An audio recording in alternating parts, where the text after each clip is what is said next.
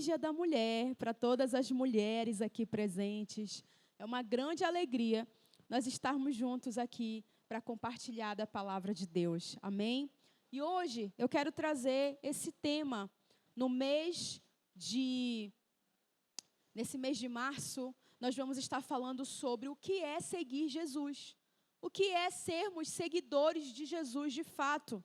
Porque lembre-se, esse é o primeiro ano da nossa igreja ainda. Nós ainda não fizemos nem 6 meses, assim, desde a inauguração oficial. Então, nós estamos literalmente lançando os fundamentos daquilo que acreditamos.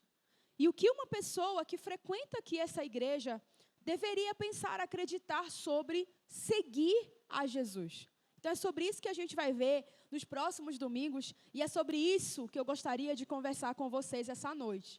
E aí eu trouxe esse tema, cristãos ou aprendizes de Jesus.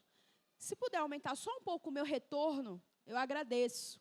Olha aqui, eu trouxe esse texto, Lucas 9, 23, e eu vou voltar para esse texto várias vezes, vocês vão perceber. Mas se você tem a sua Bíblia, eu quero que você coloque os seus olhos aqui, ou se você precisa ler aqui conosco, neste texto da palavra de Deus de hoje, em Lucas, capítulo 9, verso 23, que diz assim, ó: se alguém quer vir após mim, negue-se a si mesmo. Tome cada dia a sua cruz e siga-me. Amém? Vamos orar? Pai, muito obrigada, porque nós sabemos que o Senhor conduz os nossos corações ao conhecimento da verdade.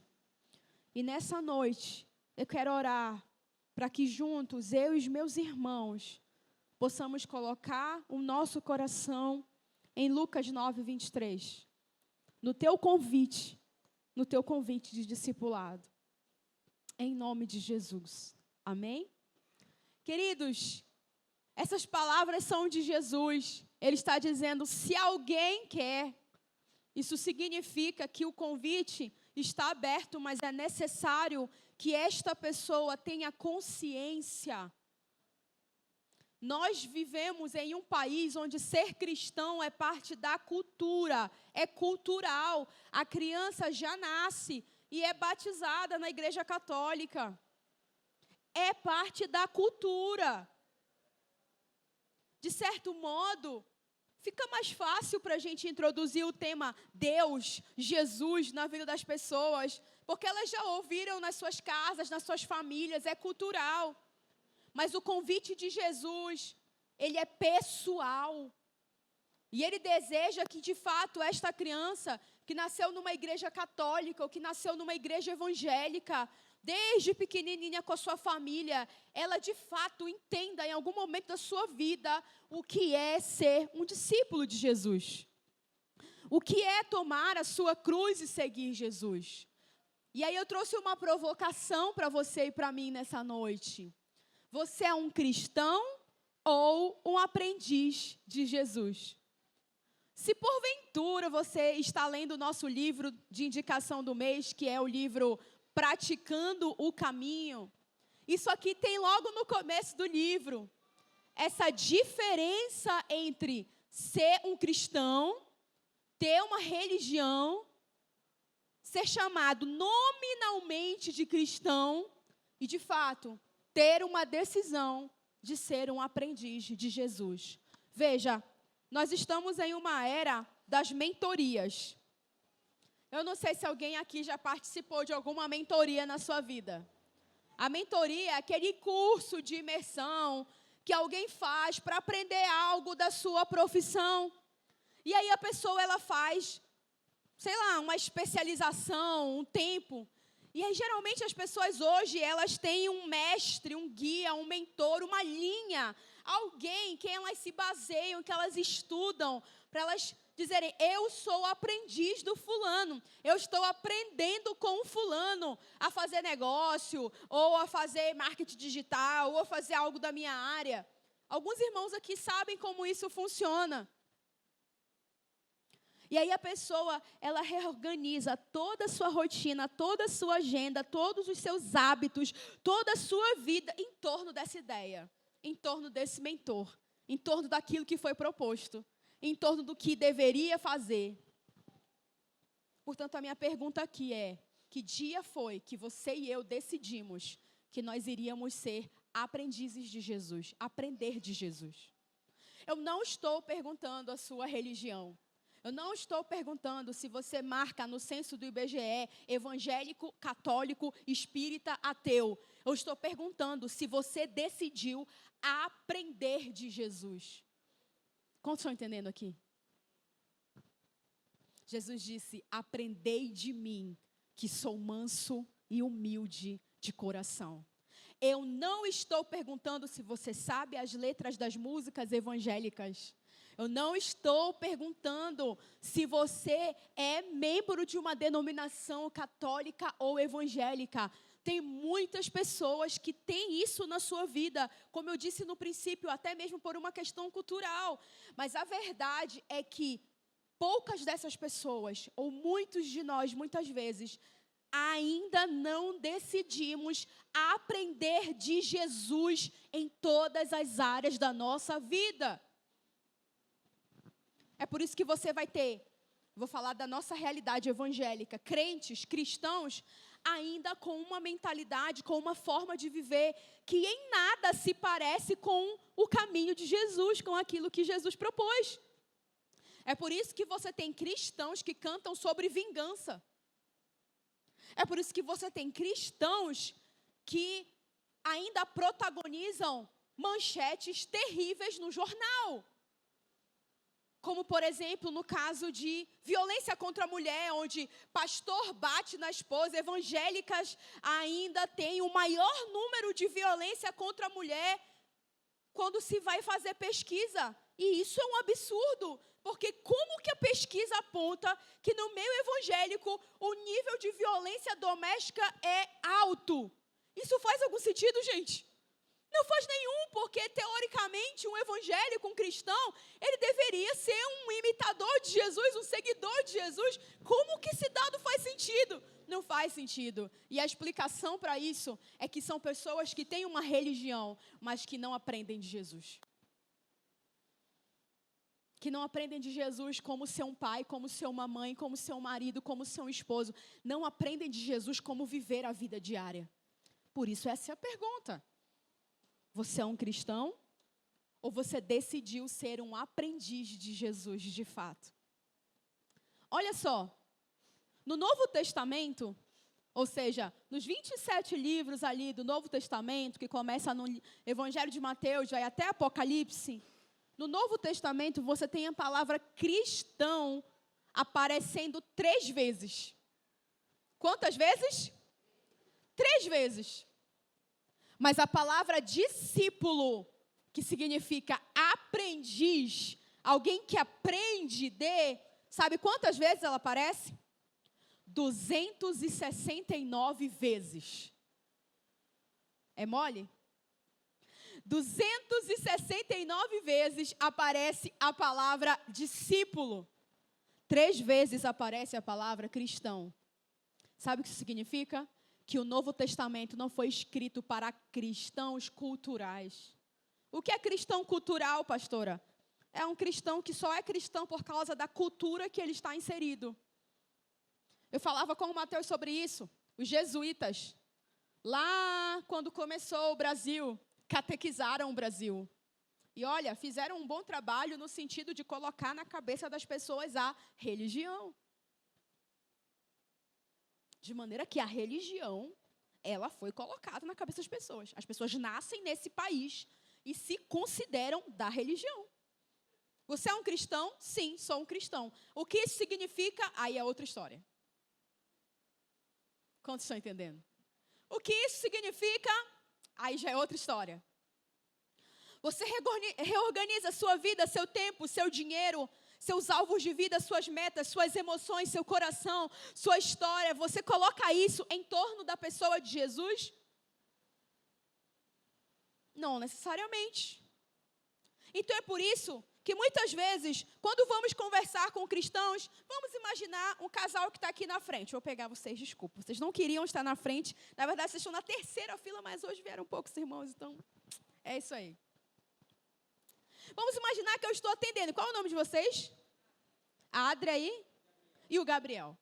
E aí eu estou atendendo a Adria e Gabriel. E eles estão enfrentando alguma dificuldade no seu relacionamento. E a Adria traz e olha, é isso aqui, pastora, está acontecendo esse problema, porque eu tenho dificuldade com a mãe dele, e a mãe dele é uma pessoa difícil, e aí ele fica do lado da mãe dele, e não defende. Aí eu ouço o Gabriel, e o Gabriel, não, mas é porque ela é uma pessoa difícil. Ok, tranquilo. Onde nós vamos parar com isso aqui? Nós vamos convidar o Espírito Santo para vir nessa relação. Nós vamos perguntar, quem precisa se arrepender do que precisa de arrependimento? Nós vamos propor um caminho da graça de Deus, do perdão de Deus. E se algum deles falar para nós, não, eu não vou pedir perdão, eu não vou me arrepender, eu não vou me redimir. O que é totalmente possível nas relações de hoje em dia. Fica muito complicado pensar na relação deles como uma relação cristã. Por quê? Porque cada um está segurando os seus orgulhos. E isso não tem nada a ver com ser aprendiz de Jesus. Quantos estão entendendo? Semana passada eu recebi uma mensagem de uma pessoa da minha família. E ela falou assim, Tayana, eu estou com dificuldade com a minha filha. A minha filha está rebelde. E ela começou a falar da filha dela. E eu falei, você já conversa sobre isso com ela? Já falei poucas e boas na cara dela. Eu falei, nossa, a conversa deve ter sido ótima, né? Deve ter sido bem amorosa essa conversa. Só que depois que eu conversei com ela, piorou. Ela ficou ainda mais fechada. E eu falei, é bem óbvio, né? Mas assim, você já pensou em pedir perdão para ela pela maneira que você falou?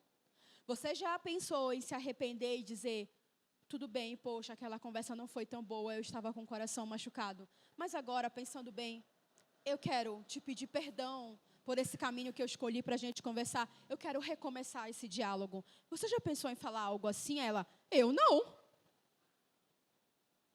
Tudo bem, você não pensou, mas eu pensei por você, eu estou te propondo isso. Você conseguiria fazer isso? Ela, não. Por que não consegue? Porque o orgulho está bem aqui, porque o ego está bem aqui. E isso não se parece em nada com ser um aprendiz de Jesus. Quantos estão comigo? Isso não se parece em nada com ser um aprendiz de Jesus. Ser um aprendiz de Jesus é caminhar no caminho que Ele ensinou. É trilhar o caminho que Ele ensinou. E o caminho que Ele ensinou é um caminho diário de negar a si mesmo. De negar que eu quero ganhar o tempo todo. De puxar a minha cruz para mim. E a minha cruz é aquilo que é doloroso. Mas nós queremos dizer, sou um cristão, sou um seguidor, sou evangélico, frequento a igreja, mas não levo desaforo para casa.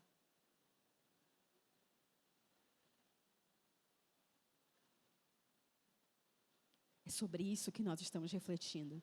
Nossa prática de vida cotidiana vai revelar se estamos aprendendo de Jesus ou se só falamos que somos cristãos. O Novo Testamento, portanto, foi escrito para discípulos de Jesus. Seguir Jesus não é admirar, é participar do caminho do reino. Ah, pastor, admiro muito a religião evangélica, é por isso que eu quero ser evangélico, porque eu amo as músicas. Sério? Eu amo as músicas, eu gosto de ser evangélico. Eu acho muito legal ser evangélico. Eu gosto mais de ir na igreja evangélica, porque quando eu vou na católica, eu não entendo muito o que o padre diz. Então eu vou lá com vocês, na evangélica. Certo? Você quer ser um seguidor de Jesus na sua vida? Eu não estou pensando sobre isso, não. Estou pensando só sobre qual religião eu vou dizer para os meus filhos que a gente é. Eu quero que você pense no seguinte texto que nós lemos aqui no início. Negue-se a si mesmo, tome cada dia a sua cruz e siga-me. Isso te parece algo como escolher uma religião? Eu queria que você se perguntasse, na sua vida hoje, o que seria negar a você mesmo? Ah, pastor, é uma coisa que eu não quero nem entrar nesse assunto.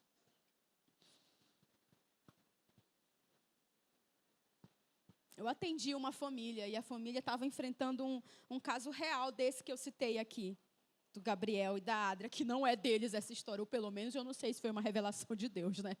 Mas até então eu acho que não. Mas eu realmente atendi um exemplo assim um tempo atrás. O homem estava muito magoado com a família da moça, a moça estava triste. E no final eu conduzi ao arrependimento, que é o caminho do evangelho. Se arrepender, orar. Não consigo perdoar. Amém, é normal não conseguir perdoar. A gente não tem essa força em nós mesmos. Mas vamos aqui pedir a graça de Deus. E aí, um dos dois falou assim: se eu for conversar com essa pessoa que me magoou, não vai prestar. Porque eu vou falar tudo que está engatado no meu coração. Não vai prestar. E aí eu falei: eu te entendo. Mas eu queria te fazer uma pergunta. Você é um seguidor de Jesus? Sim, o que isso tem a ver? Então, nesse caminho em que nós decidimos seguir esse mestre, nós não temos chances de ganhar as nossas guerras. Nós perdemos. E se você de fato quer ser um imitador de Jesus, você precisa estar disposto a ter paz. Eu não estou dizendo que você vai ser melhor amigo, que você vai ser amigo, que você vai comer com essa pessoa, que você vai almoçar, que você vai... Mas é só uma bandeira de paz. Só isso. Ah, mas eu quero ganhar, eu quero que a minha dor seja ouvida. Se ela falar, ela vai ouvir. Eu entendo. Isso é o nosso coração machucado. Mas existe um caminho, um lugar em Deus, que Ele deseja transformar o nosso coração à semelhança de Jesus. Jesus não respondia de maneira reativa às pessoas. Ele tinha uma resposta baseada na palavra do Pai dele para as pessoas. Então, as pessoas podiam atacar ele o quanto fosse. Ele respondia com a verdade da palavra do Senhor que estava dentro dele. Ele não agia de maneira reativa, como nós, no nosso pecado, queremos reagir. Ele não tinha essas reações. Ele não pecava.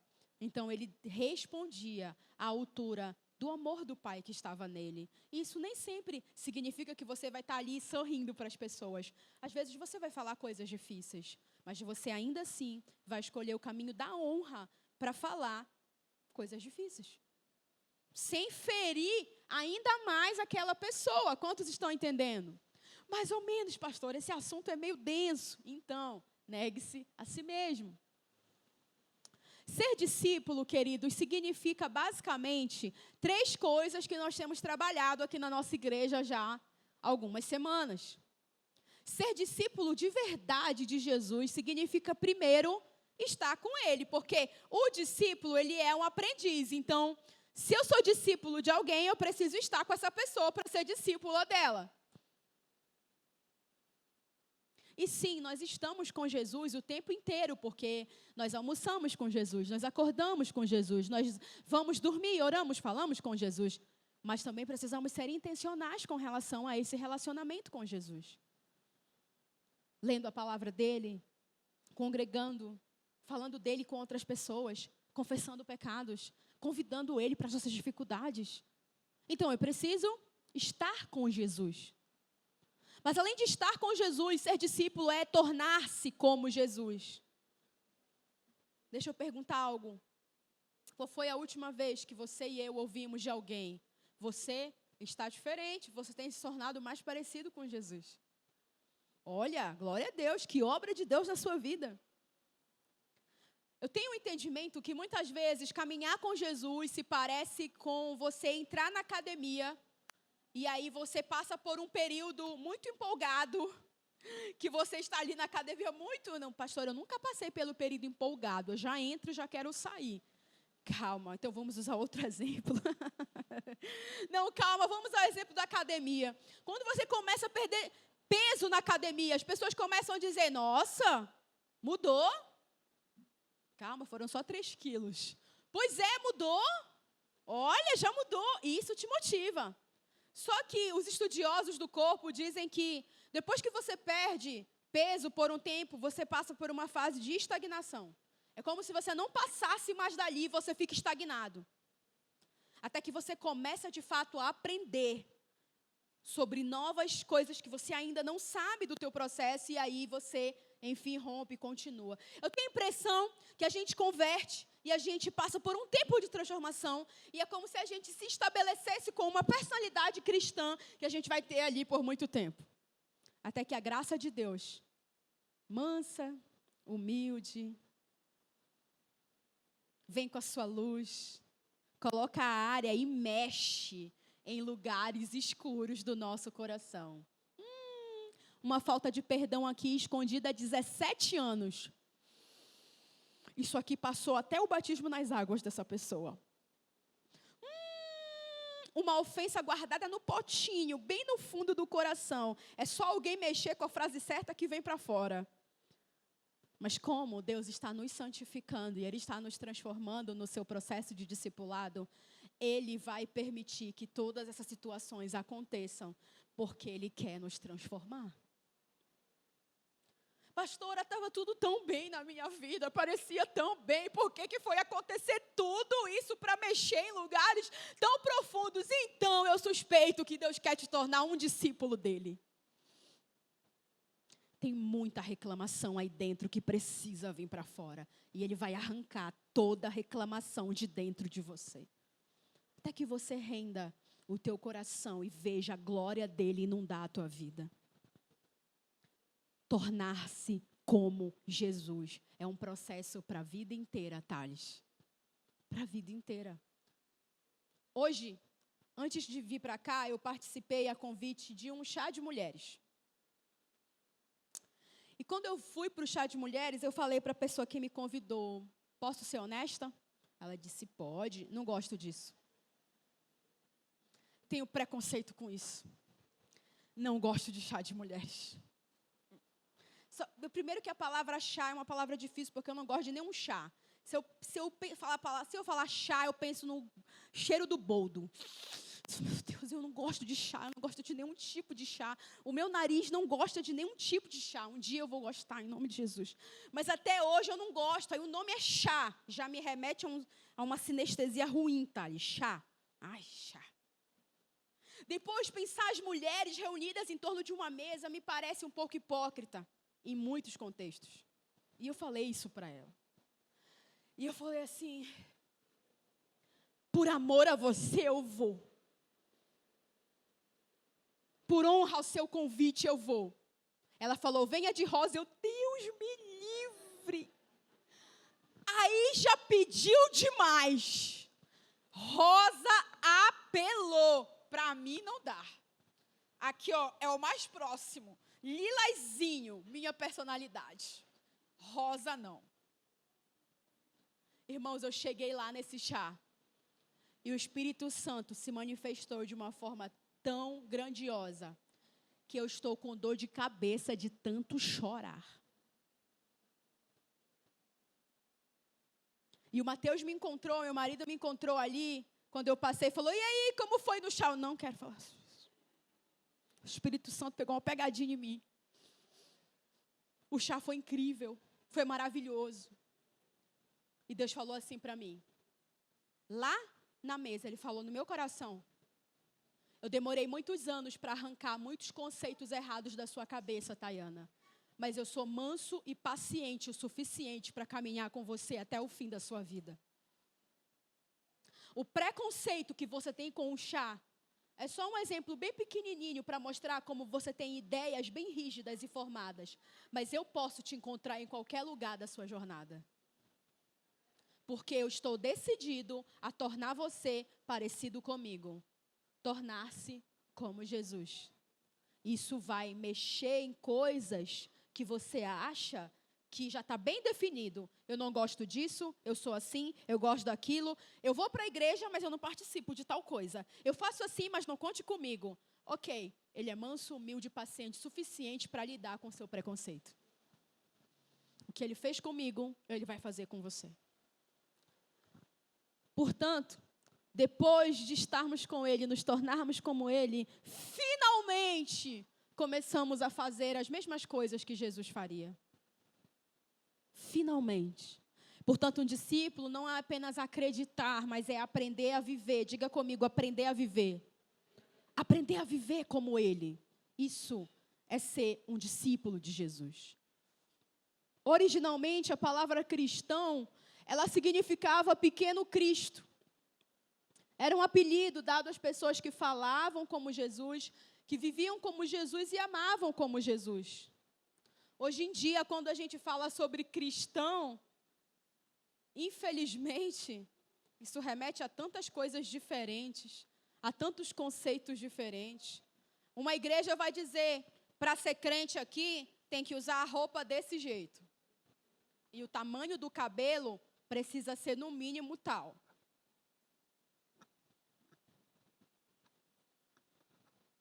Em outros lugares, eu nem estaria com esse microfone nas mãos. Em 2026, pleno dia da mulher, mas a compreensão é essa. Mulheres não podem falar. Não podem ensinar. Não podem compartilhar. Em outras igrejas, ser cristão vai passar por fazer grandes ofertas. Porque quando você dá a semente e quando você oferta, então Deus abre as portas da prosperidade sobre a sua vida. Isso passa o caminho de ser crente de verdade lá. Quem não dá não tem fé, portanto não é crente. Ser crente de verdade, ser um discípulo de verdade, em outras igrejas vai ter a ver com o envolvimento ministerial com muito afinco. Então você foi salvo para que você seja um líder aqui na casa de Deus. Então se você é alguém que não pode ser um líder, você não é bem-vindo. Quase que é dito isso, porque todas as reuniões isso é repetido. Então, as pessoas que não podem ser líderes não são bem-vindas. Se você é um médico, se você é uma senhora que cuida da sua família, se você trabalha até tarde, se você é alguém que não se dispõe para ser um líder em alguma área aqui, então logo você não é tão parte da nossa comunidade assim, a pessoa não sente que ela é parte da comunidade. E eu poderia seguir te dando exemplo de vários formatos de ser cristão, a depender da comunidade que você frequenta. Mas quando a Bíblia, quando a palavra de Deus fala sobre ser cristão, do que é que ela está falando? Disso que você está vendo aí. O aprendiz observa, imita, repete, até se tornar semelhante ao... Se você não me perguntasse, Tayana, como pastores da igreja, o que vocês sonham para os irmãos da igreja? O que vocês gostariam? Que cada crente seja como Jesus. Que cada marido trate a sua esposa como Jesus trataria. Que cada esposa trate o seu marido como Jesus lhe ensinou. Que cada mãe, que cada pai seja transformado pela graça de Deus e seja capaz de pedir perdão para o seu filho. E quando falhar com o seu filho, pedir perdão para o seu filho. Que cada filho aprenda a ser uma criança obediente a Deus e obediente aos seus pais. Por mais que o mundo diga que ser obediente está fora de moda. Que não precisa ser obediente. Que quem é obediente é bobo. Que não precisa ser obediente. Isso é um ataque frontal ao ensino que o Senhor Jesus nos ensinou de submissão profunda a Deus. Não, você não precisa submeter a ninguém. E esse é um assunto profundo.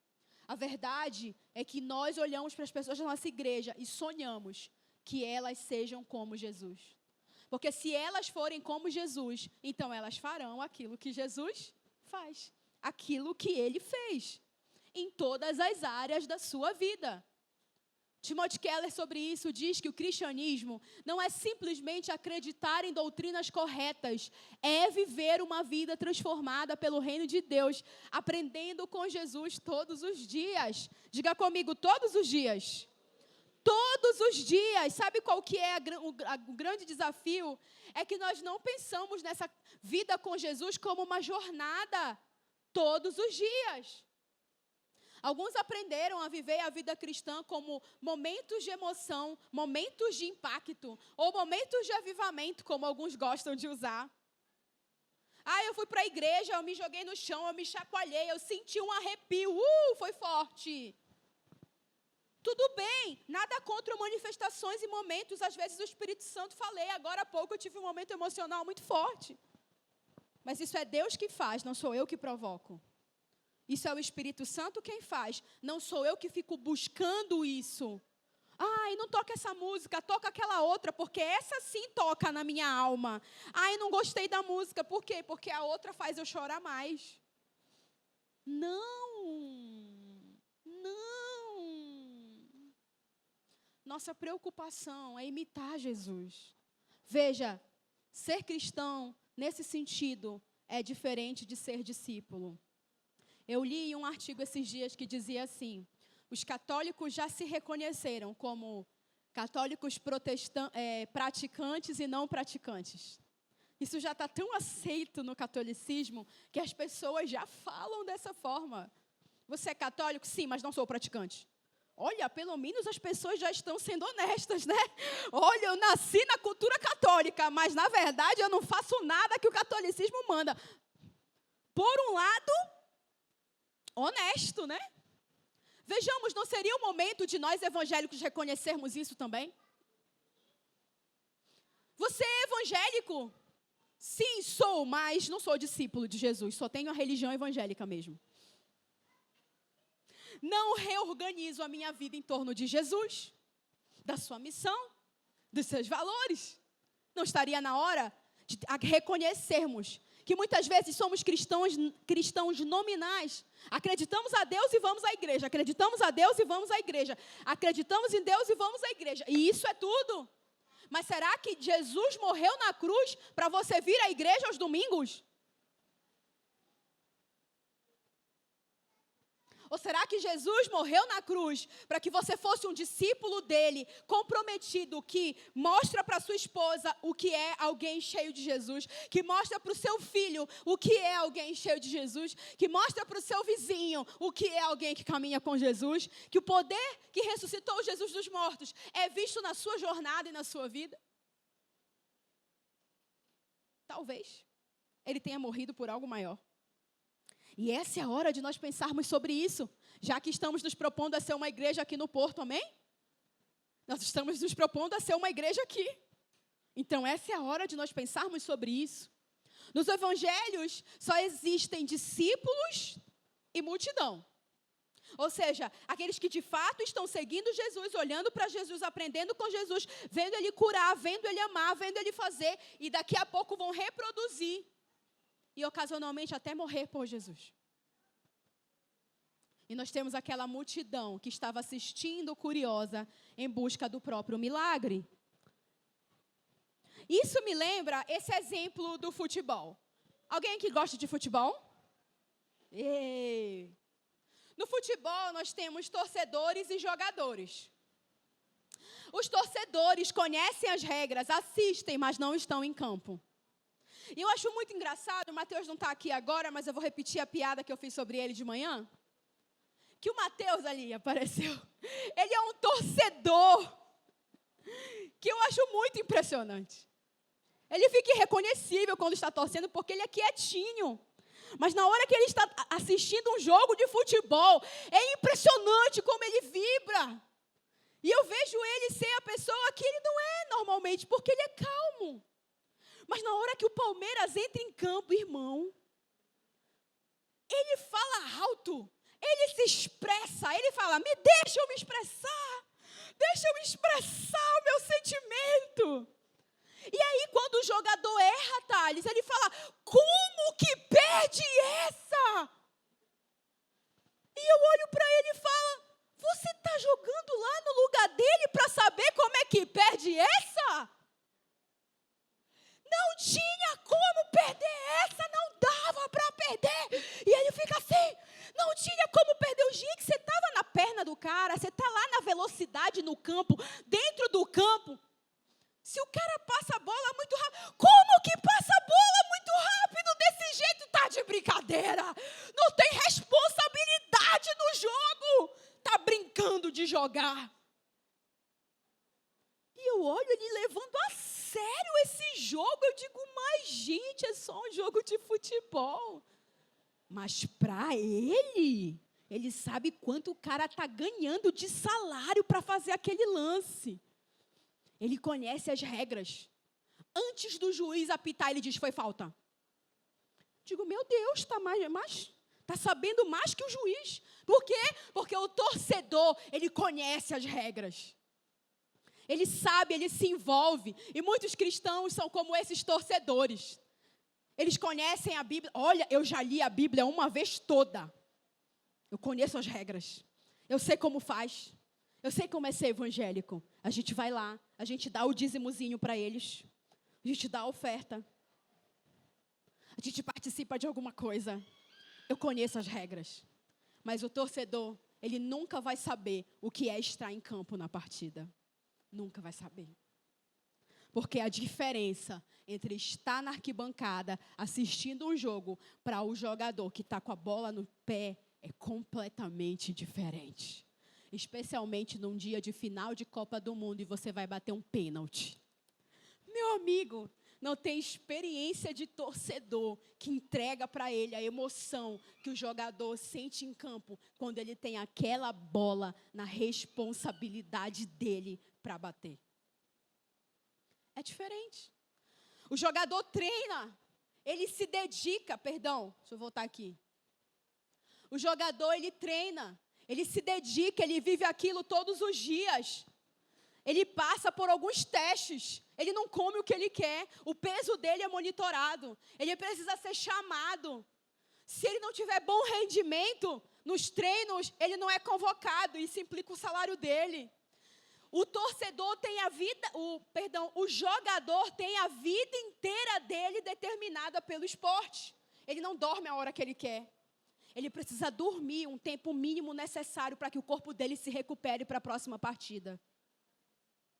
Ele tem médico, fisioterapeuta. Ele tem toda uma equipe para preparar o corpo dele para que ele possa participar e entrar em campo.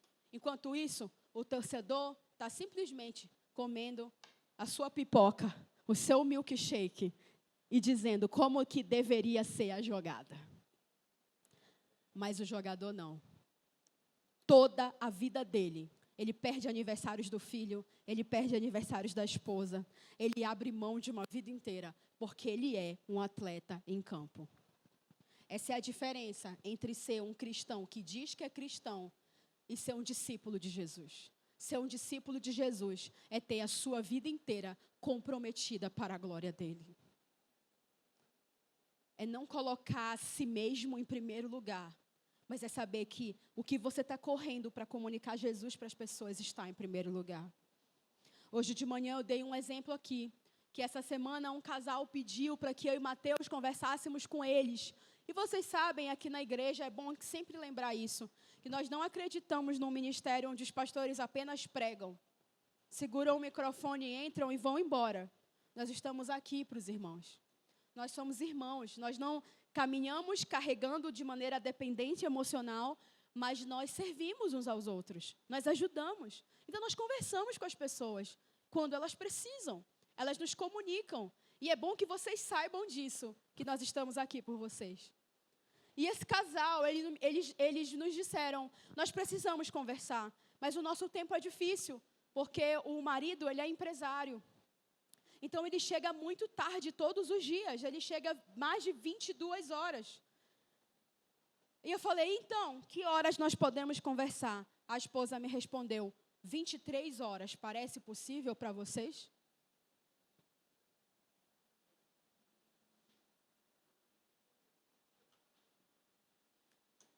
Eu respirei fundo. Pensei na minha rotina no outro dia. Pensei nas crianças. Falei, olha, eu, na minha humanidade, dentro dos limites que eu posso ter, consigo ficar bem até meia-noite, 1h. Mas o Mateus, começou 22, ele está bocejando na frente das pessoas. Tem gente que dorme cedo, né, gente? E o Mateus, ele atende, mas ele atende assim, fazendo assim com o olho. E eu fico com vergonha por ele, porque é como cada pessoa é. E ele começa, ai, meu Deus do céu. Então eu fui honesta com a irmã. sem deixar de honrá-la e considerá-la. Eu falei, se pudesse ser 22, o que já é muito tarde, né, gente? Vamos falar a verdade. Mas eu sei que eles não conseguem menos que isso. Então, eu cedi por eles. Se puder ser 22, eu acho que ajudaria, porque lá pelas 23 e meia, a gente conseguiria encerrar. Ah, pastora, muito obrigada pela compreensão de vocês. Então, nós vamos às 22. Nós recebemos eles saíram um pouco mais de meia-noite da nossa casa. E naquele dia eu fui dormir lembrando que a minha rotina, a minha agenda, o meu tempo e a minha vida não existem só para mim, mas para servir e ajudar outras pessoas. Eu não vou fazer isso todos os dias. Eu não vou tornar a minha vida desorganizada o tempo inteiro, sem sono, sem dormir. Não é disso que eu estou falando. Eu estou dizendo que uma vez, um casal da igreja precisou. E se eu fosse alguém que simplesmente está olhando, mas espera aí, tudo tem seu, por favor, horário comercial também, né, Thales? Somos seres humanos. Se eu olhasse para isso, Thales, eu nunca ia chegar naquele casal. O Thales me olhando com uma cara de médico que faz plantão. Oh, meu Deus. O Thales me olhando com uma cara, se eu te contar a minha vida. Oh, glória a Deus. Mas nós somos desafiados, queridos, realmente, a amar pessoas, servir pessoas. E eu sei, Thales, pegando o exemplo dele, que você tem visitado pessoas da igreja para abençoar através da medicina.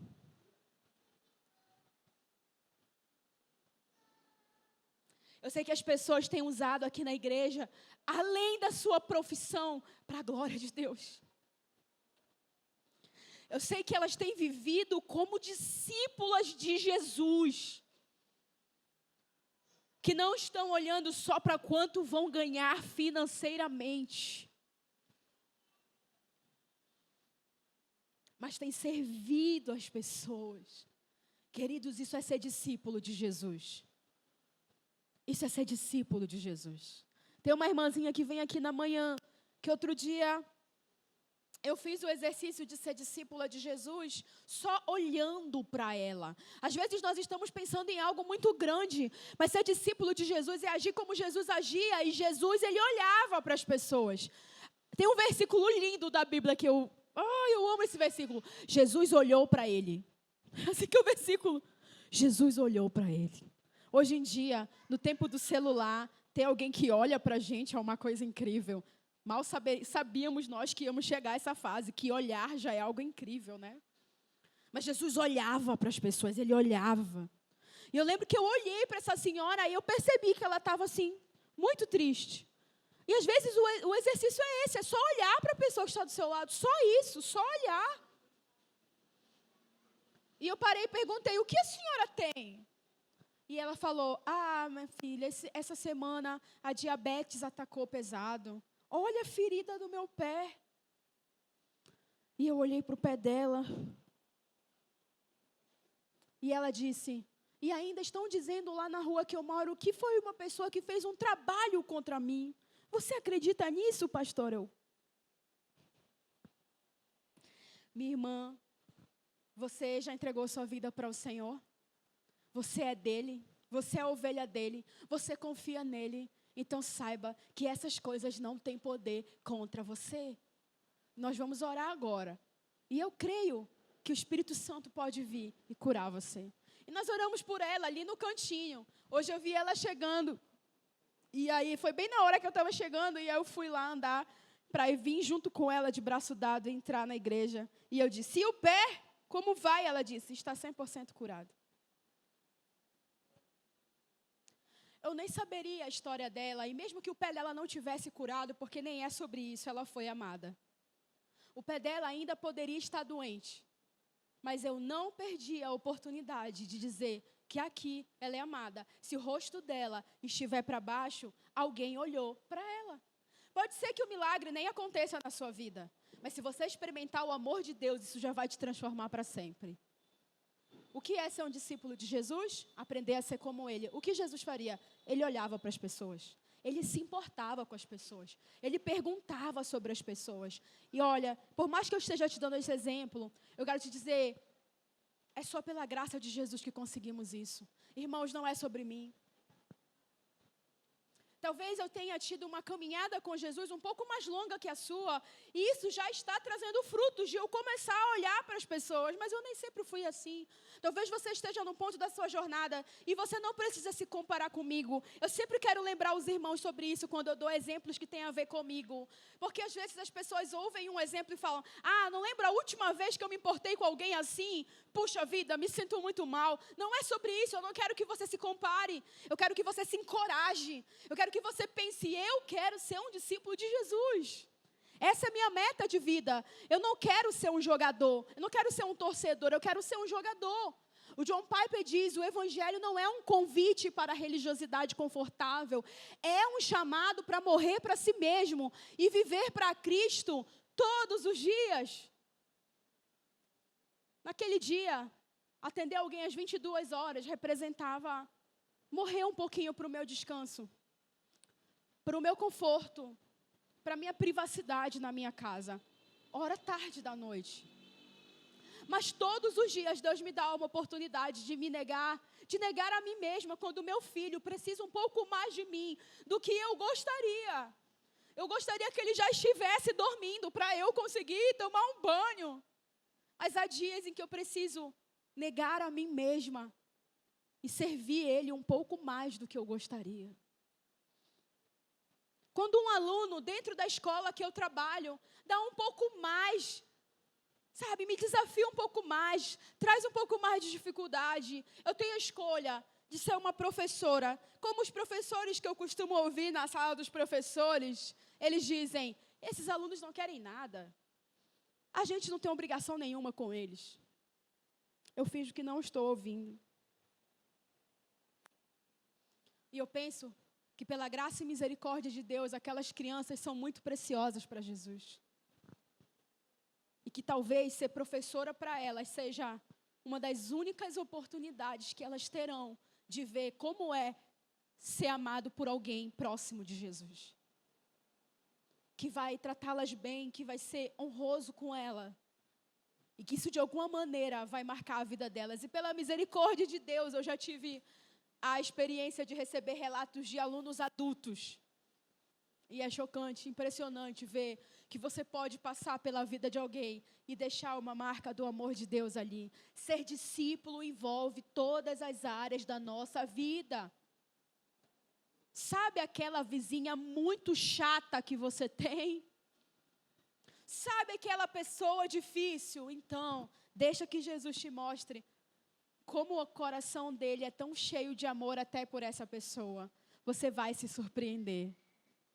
Daqui a pouco você está fazendo um bolo para a pessoa mais chata do momento atual da sua vida. E não é por hipocrisia, não é por esforço, não é por tentar conquistar. É porque o fruto do amor de Deus vai começar a tornar você como Jesus. E quando você perceber, você está fazendo o que Jesus faria. Glória a Deus. Eu estou indo para o final, mas antes eu quero te dar alguns dados sobre a prática cristã no Brasil. O crescimento evangélico no Brasil, em 2022, foi de quase 30%. A gente está falando de 47 milhões de pessoas. O número de igrejas, em 20 anos, só 20 anos, cresceu em 543%. Parece ser não vou falar isso. Depois eu falo para vocês. Mas é muita igreja abrindo, gente. Seja por qual forem os motivos. A gente está falando de uma média de 17 novas igrejas por dia.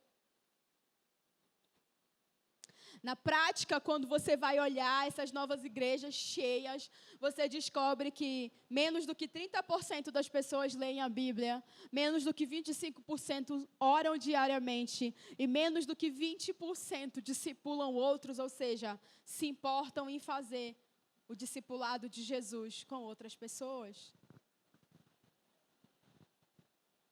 A propósito, servir o irmão em Cristo não é tarefa, segundo a Bíblia, apenas dos pastores. Toda a igreja deve se dispor a ouvir quem está precisando. Talvez um amigo seu, uma amiga sua, que você talvez não saiba, está precisando muito de uma conversa, de uma visita sua. Só que como nós vivemos a nossa vida tão corrida, baseada apenas na nossa agenda, no nosso trabalho, no nosso tempo, na nossa rotina, a gente não tem tempo para parar e ver, o fulano precisa de um abraço. Talvez aquela irmã que você não vê aqui na igreja há muito tempo, ela precisa de uma visita.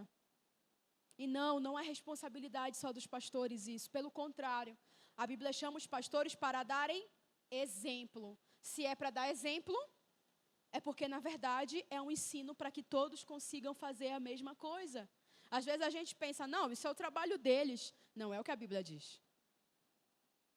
A Bíblia diz que quem tem um dos 5 ministérios, o faz para ensinar aos outros, para mostrar, para dar exemplo à igreja.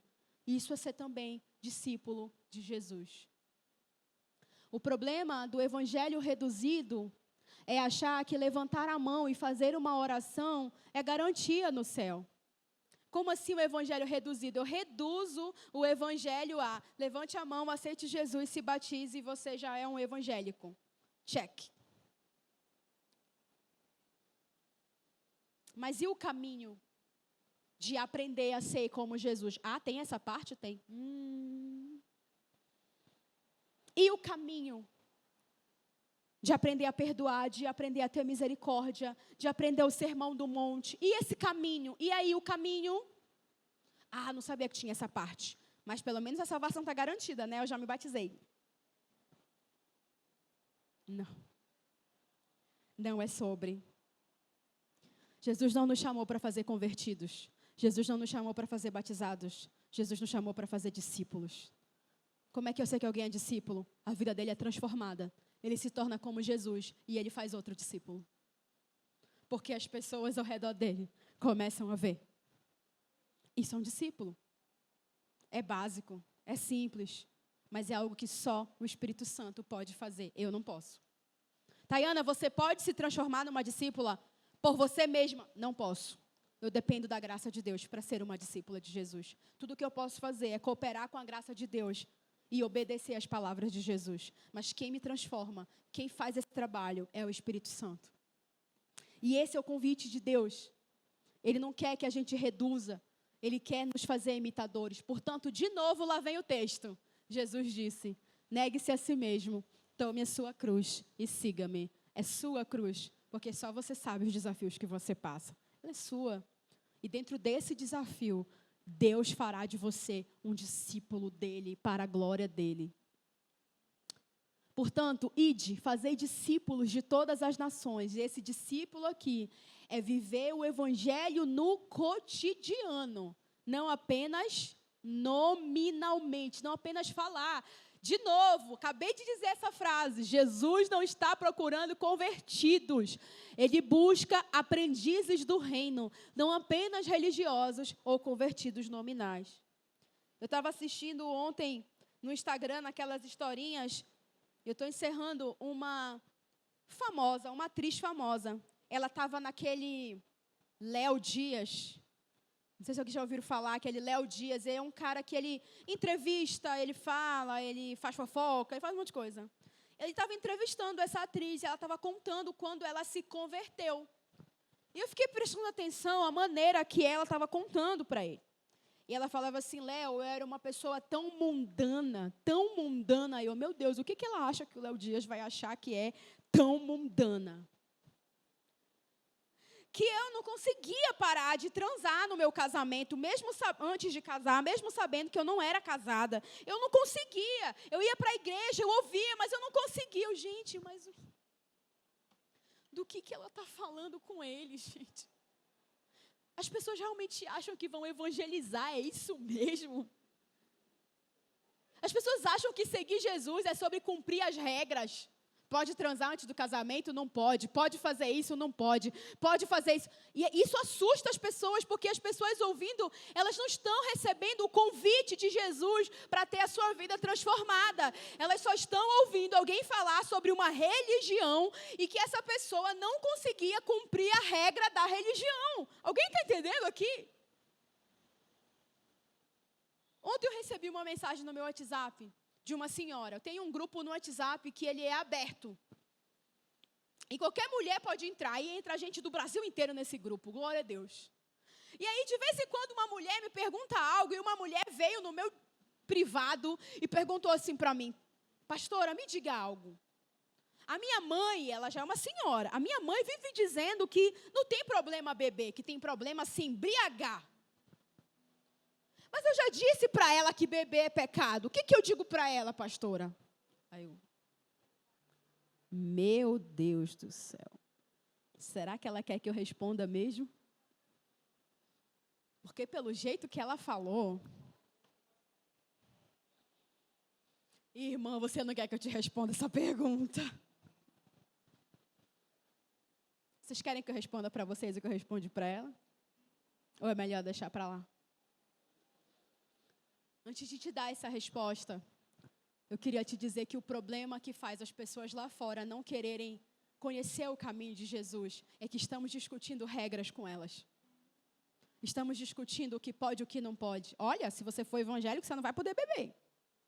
Olha, se você for evangélico, você não vai mais poder ir para a festa. A pessoa fica olhando, meu Deus, ser evangélico deve ser acabar com o parque de diversões da vida. Ô, gente infeliz, né? Ainda bem que Jesus nunca nos convidou para sermos evangélicos. Jesus nos convida para sermos seus discípulos. Se a religião evangélica é aquela que mais nós nos identificamos dentro das religiões, ok. Ok, gente.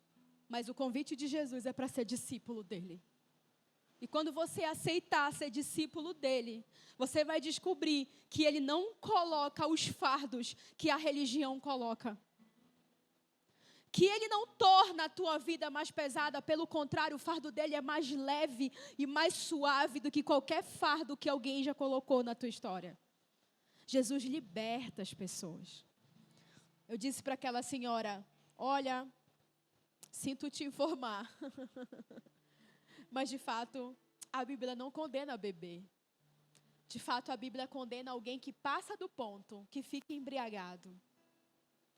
Aliás, Jesus, no seu primeiro milagre, fez um bom vinho se multiplicar muito. Eu não sei se você lembra. Eu acho que aquele vinho era de verdade. Ele não era falso, não. As pessoas diziam que era o melhor vinho que elas já provaram. A proposta de Deus nunca foi controlar as pessoas. A proposta de Deus sempre foi se propor a ser um caminho para elas. Se elas vão passar do ponto, isso ele já sabe. Se elas vão pecar, isso Deus já sabe. O salmista diz, tu me fizestes e tu me conheces. Tu sabes o quão pequeno eu sou e como eu caio. Tu sabes toda a minha estrutura e ainda assim me aceitas. Mas o que fazes com o meu pecado é que você o afasta como o ocidente está longe do oriente. Assim você afasta os meus pecados de mim, Senhor. Isso é um coração que entendeu a graça de Deus. Ao invés de colocar regras, fardos, religião, cristão nominal, Jesus está nos chamando para sermos seus discípulos. Quem recusaria um convite do próprio Jesus para aprender dele e com ele? Eu não recusaria. Quem recusaria um convite de Jesus de dizer, ei, não estou te oferecendo uma religião, estou te oferecendo um caminho para se parecer comigo. Eu sou o caminho, a verdade e a vida. Eu sou o amor. Quem diria na cara dele, não quero. Mas acredite, alguns disseram. O jovem rico da história bíblica diz que ele ficou triste e não seguiu Jesus. Porque Jesus tocou no coração dele. Jesus disse, você pode me seguir. Só que em outras palavras, você não vai mais poder colocar a sua confiança nas suas riquezas. E ele ficou muito triste porque ele tinha muito dinheiro. E eu quero dizer para vocês nessa noite, Porto, todos nós podemos seguir Jesus. Vamos voltar para o versículo do início. Quem quiser. Quem quiser. Quem quiser pode seguir. Quem quiser aqui pode ser discípulo. Só tem um detalhe. Você vai precisar negar a si mesmo. E negar a si mesmo, eu não sei o que é dentro da sua história, mas você sabe. Dentro da tua jornada, eu não sei o que é negar. Eu não sei o quanto você negou. Eu não sei o que o Senhor te convida, quem o Senhor te convida para perdoar, para quebrar o orgulho. mas você vai saber. E ele vai dizer, vem comigo, que eu vou te conduzir. E eu vou te transformar em um discípulo. Agora imaginem comigo se todos vivessem como aprendizes. Se ao invés da pessoa dizer, eu sou evangélico, ela dissesse, eu estou aprendendo a ser como Jesus. Como seria o pastor da sua igreja? E eu oro para que pela graça de Deus sejamos. Mas como seria o pastor da sua igreja? Irmãos, eu ainda estou aprendendo a ser como Jesus. Eu sou aprendiz de Jesus. Me perdoem se falhei com vocês. Eu estou aprendendo a seguir Jesus por toda a minha vida. Irmãos, como seria se os pais da nossa igreja, se os políticos, se os professores, se os médicos, se os empresários fossem aprendizes de Jesus, o mundo inteiro seria transformado.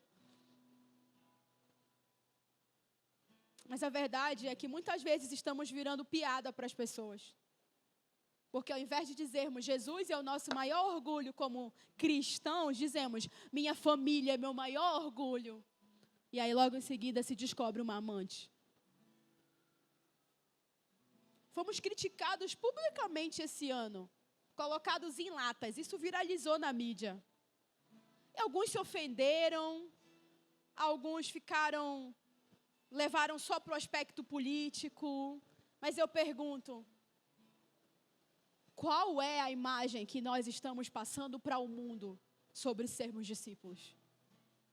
De onde eles tiraram essas piadas? De onde eles pensaram nisso? Por que eles nos veem como pessoas aprisionadas em latas? Ah, porque eles são endemoniados, porque eles querem criticar. Será? Será que é por isso? Será que nós temos muitos evangélicos, muitos cristãos nominais e poucos discípulos? Olhe as estatísticas sobre violência contra a mulher. Eu sou envolvida diretamente nos estudos desse assunto. Número 1, evangélicas. Me explica isso, gente. Como que uma evangélica, como que alguém que fala, eu tenho o amor de Deus, a graça de Deus, se mantém em violência? Eu levei um exercício sobre isso para os meus alunos da educação de jovens e adultos. Aliás, se tiver qualquer irmão ou irmã aqui da igreja que não sabe ler e escrever, lá na escola que eu trabalho, aqui no bairro, gente, há 10 anos eu trabalho nessa escola pública. Nós trabalhamos na área de alfabetização de adultos. Eu sempre quero falar isso aqui na igreja e esqueço, gente. Se tiver alguém que quer voltar a estudar, aqui no Josino Viana, aqui na Lomas, eu trabalho lá há uma década. Eu tenho alunos de 70 anos, de 60 anos, é maravilhoso. Eu levei para a sala de aula esse tema e eu coloquei a manchete do G1. Evangélicas sofrem pressão na igreja para orar ao invés de denunciar a violência doméstica. Eu provoquei as minhas alunas e a primeira levantou a mão. Eu passei por isso, professora. Eu ia em uma igreja onde tinha a chamada revelação. Alguém já ouviu falar? E sempre na oração revelavam que o meu marido seria transformado e que era para eu continuar apanhando, ou melhor, em casa com ele. Por causa da condução que a igreja deu, essa mulher ficou anos e anos e anos sob violência. E ela disse, ano passado ele morreu, foi o maior alívio da minha vida. Deus me libertou, não transformando ele, levando ele. Acabou o meu sofrimento quando ele morreu. Eu te pergunto, essa igreja deveria ter orientado essa senhora dessa forma? Se tivéssemos a verdade do Evangelho, não teríamos uma compreensão melhor sobre os dilemas da sociedade? Sobre como amar, como servir as pessoas e explicar para elas que Deus não exige fardos sobre ninguém? Mas infelizmente, como nós só estamos preocupados em saber qual é a regra do jogo, qual o tamanho da saia, qual o tamanho do corte de cabelo, qual regra eu devo seguir, se devo usar tatuagem ou não, só estamos preocupados com essas pautas, se pode beber 3 copos ou se pode beber mais de 3 copos, se a nossa preocupação está nas regras, então perdemos a capacidade de enxergar o Evangelho no cotidiano. nas demandas pessoais, em ver Jesus se manifestar verdadeiramente em nós como seus discípulos, nas dificuldades diárias, nos dilemas da vida, e aprisionamos as pessoas por meio da religião. Mas essa noite, o convite de Jesus continua aberto para mim e para você. O convite de Jesus é um convite da máxima beleza que você já teve. Jesus está olhando para mim e para você e dizendo que tudo o que Ele fez, Ele agora nos convida a fazer. Essa é a grandeza do discipulado. Viver a vida que Jesus viveu, experimentar o amor que Ele ensinou e participar do reino que Ele já inaugurou. E diante disso, eu queria te perguntar, qual é a sua resposta? Jesus está aqui de novo, mais uma vez, caminhando conosco na nossa igreja nessa noite. E Ele está nos perguntando: você quer ser meu discípulo? Você quer aprender de mim? Você quer aprender a pedir perdão, a perdoar? Você lembra aquela história daquela minha familiar que veio me contar sobre a filha que estava tratando mal? Ela disse que teve uma conversa dura e piorou. Eu perguntei para ela: você já pensou em pedir perdão para ela sobre a maneira que você falou? E ela disse: não, eu não vou pedir perdão porque ela que está errada. Eu falei: não, tudo bem, ela está errada, isso não está em discussão. Mas eu estou falando sobre um caminho para acessar o coração dela. Afinal, você também tratou ela mal, então que tal fazer um caminho de reconciliação? Puxa, perdoa por falar com você daquele jeito. Qual foi a última vez que eu e você olhamos para alguém nos olhos e dissemos: eu não falei de um jeito legal, me perdoa? Gente, isso é ser aprendiz de Jesus. Ser aprendiz de Jesus é isso, é voltar atrás. Como eu vou viver a vida de Jesus se eu falho toda hora? A gente está falando sobre estar com Jesus, tornar-se como Jesus e fazer o que Ele fazia. Mas eu, Tayana, não consigo, porque eu falho toda hora. Toda hora eu falho, toda hora. E aí o que vai acontecer? Eu vou ter que pedir perdão toda hora, porque toda hora eu não consigo ser como Jesus. Mas o ponto não é se eu falho. O ponto é se eu estou disposta a me arrepender e a viver o Evangelho. Você está? Se você estiver, bem-vindo, você é um discípulo. Fica de pé no seu lugar.